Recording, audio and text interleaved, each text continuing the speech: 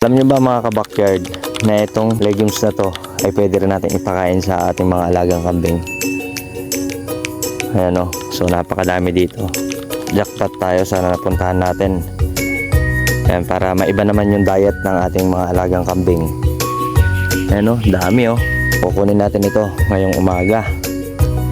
Ayan o, dami. So ito bigay natin sa kanila. Ayan. Okay. Ayan, kita nyo mga backyard, gustong gusto rin ni Bella tsaka ni Vanilla. Ayan o. Oh.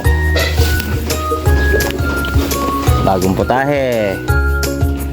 Ayan, so meron tayong idadagdag sa menu nila.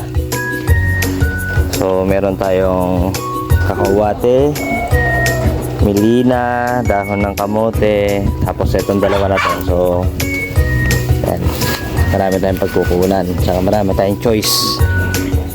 Ayan o, sarap ng kain o.